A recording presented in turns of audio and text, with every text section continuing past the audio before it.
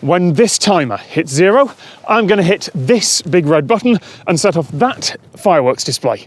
With just one minor change of plan, those 10 minutes of fireworks are going to get set off in 10 seconds.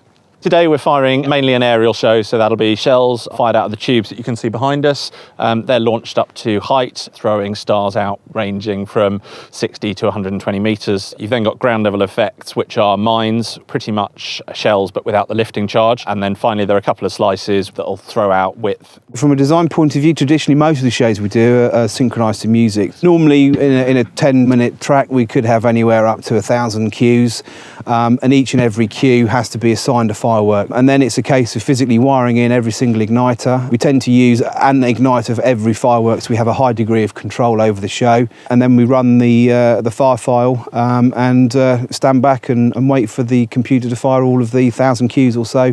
What we're intentionally doing today is shifting the time, and rather than firing a 10-minute sequence, we're going to fire all of the cues within 100th of a second, so that effectively everything will lift almost instantaneously together.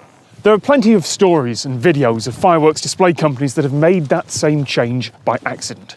Or they've hit the test button with everything live, or they've zeroed out the timings with what one company called an unintentional additional procedural step, which in the media is called a technical hitch, or worse, human error. And the investigation ends there. Someone hit the wrong button. That explains it. We don't need to look any further. But I think that's wrong, and a lot of other people think so too.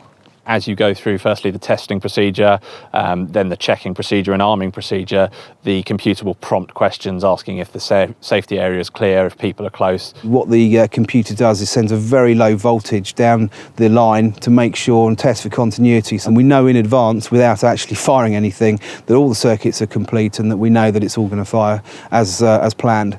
We then run through various other test procedures to make sure that there's comms with the modules and the firing panel. Final one is a firepower test, just to make sure that the capacitor in each of the modules is fully working and charging. We have to make sure that we think up of many scenarios that can possibly go wrong, that will cause us problems, and it's all about mitigating against that. If it's possible for a human to hit the wrong button and set off an entire fireworks display by accident, then maybe the problem isn't with the human, it's with that button. If it's possible to mix up minutes and fractions of a second like we've done deliberately, then maybe the system isn't clear, or maybe the pre-launch checklist isn't thorough enough. This isn't just about fireworks, it's about anything that is somehow one human error away from disaster. People make mistakes, and all our systems need to be designed to be ready for it. That's why this button doesn't actually do anything. The professionals over there are the ones actually doing the firing. Take it away! 5, 4, 3, 2, 1, fire.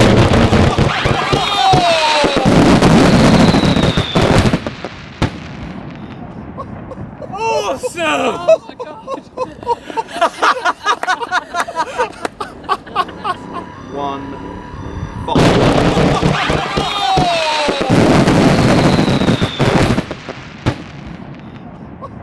Awesome! Oh my god!